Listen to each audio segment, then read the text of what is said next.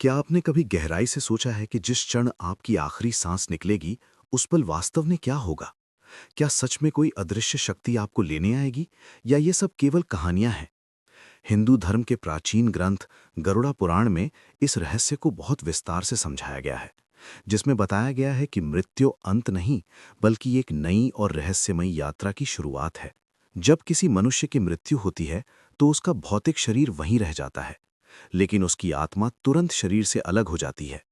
और सबसे चौंकाने वाली बात यह है कि कई बार आत्मा को ये एहसास भी नहीं होता कि वो मर चुकी है। वो अपने ही घर में, अपने ही शरीर के पास खड़ी होकर अपने परिवार को रोते हुए देखती है। वो उन्हें छूने की कोशिश करती है, उनसे बात करने की कोशिश करती है, लेकिन कोई उसे देख या सुन नहीं पाता। और धीरे धीरे उसके अंदर डर और बेचैनी बढ़ने लगती है। तभी अचानक वातावरण बदल जाता है। कमरे में अजीब सी ठंडक फैल जाती है। एक भयावह सन्नाटा छा जाता है। और फिर वहां प्रकट होते हैं यमदूत, जिनका स्वरूप अत्यंत डरावना बताया गया है। काले रंग का विशाल शरीर, लाल चमकती आंखें, हाथ में एक अदृश्य फंदा, और उनके आने मात्र से आत्मा भय से कांप उठती है। ये यमदूत यमा यानी यमराज के सेवक होते हैं, जिनका कार्य होता है हर आत्मा को उसके सही समय पर यमलोक तक ले जाना। यमराज स्वयं मृत्यु के देवता माने जाते हैं, जो किसी के मित्र या शत्रु नहीं, बल्कि न्याय के प्रतीक हैं। उनके साथ चित्रगुप्त होते हैं, जो हर मनुष्य के जीवन का पूरा लेखा जोखा रखते हैं। जन्म से लेकर मृत्यु तक किए गए हर छोटे बड़े कर्म का रिकॉर्ड उनके पास होता है। और इसी आधार पर यह तय होता है कि किस आत्मा के साथ कैसा व्यवहार किया जाएगा। यमदूत उस विशेष आत्मा को पहचानने में कभी गलती नहीं करते, क्योंकि हर आत्मा की एक अलग कर्म पहचान होती है। और जब वे उस आत्मा के पास पहुंचते हैं, तो उसे एक अदृश्य पाश में बांध लेते हैं। यदि उस व्यक्ति ने अपने जीवन में अच्छे कर्म किए होते हैं, तो आत्मा को कम कष्ट होता है और वो शांति से उनके साथ चल पड़ती है। लेकिन यदि उसने पाप किए होते हैं, तो वो आत्मा भय और पीड़ा से भर जाती है। वो छूटने की कोशिश करती है, चीखती चिल्लाती है, लेकिन उसकी आवाज किसी तक नहीं पहुंचती। इसके बाद शुरू होता है सबसे कठिन और डरावना सफर, जिसे यमलोक की यात्रा कहा जाता है। ये यात्रा साधारण नहीं होती। इसमें आत्मा को कई भयानक रास्तों से गुजरना पड़ता है। कहीं आग की जलती हुई नदियां होती हैं, जिनकी तपिश आत्मा तक महसूस होती है। कहीं कांटों से भरे जंगल होते हैं, जहां हर कदम पर दर्द होता है। कहीं घोर अंधकार होता है, जहां कुछ दिखाई नहीं देता, और हर दिशा से डरावनी आवाजें सुनाई देती हैं। कहा जाता है कि ये यात्रा लगभग 13 दिनों तक चलती है। और यही कारण है कि हिंदू धर्म में मृत्यु के बाद 13 दिन तक क्रियाकर्म किए जाते हैं, ताकि आत्मा को इस कठिन यात्रा में सहायता मिल सके।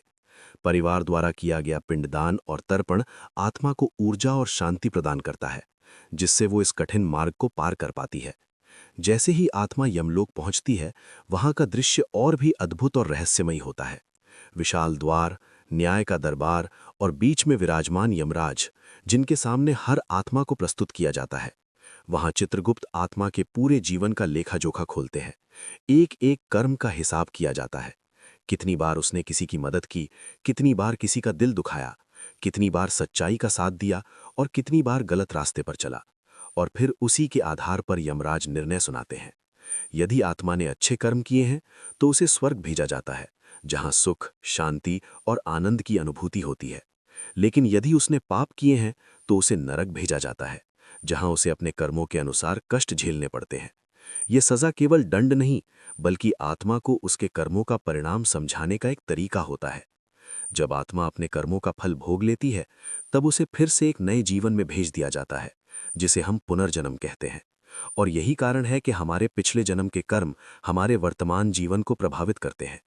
कोई व्यक्ति जन्म से ही सुखी होता है, तो कोई संघर्षों से भरा जीवन जीता है।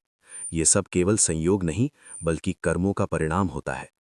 इस पूरी प्रक्रिया को समझने के बाद एक बात बिल्कुल स्पष्ट हो जाती है कि हमारे कर्म ही हमारी असली पहचान है, और अंत में वही हमारे साथ जाते हैं। इसलिए हमें अपने जीवन को सही दिशा में ले जाना चाहिए। हमेशा अच्छे कर्म करने चाहिए, किसी के साथ अन्याय नहीं करना चाहिए, जरूरतमंदों की मदद करनी चाहिए, और सच्चाई के रास्ते पर चलना चाहिए। क्योंकि एक दिन हम सभी को इस अनजानी यात्रा पर निकलना है, जहां न पैसा काम आएगा, न शक्ति, न कोई पहचान। वहां केवल हमारे कर्म ही हमारे सच्चे साथी होंगे, और वही तय करेंगे कि हमारी अगली मंजिल क्या होगी। इसलिए आज से ही अपने जीवन को बदलें, अच्छे कर्म करें, और ऐसा जीवन जिएं कि जब वो अंतिम क्षण आए तो डर नहीं बल्कि शांति महसूस हो, क्योंकि जिसने अच्छे कर्म किए हैं उसके लिए ये यात्रा डरावनी नहीं बल्कि एक नई शुरुआत होती है।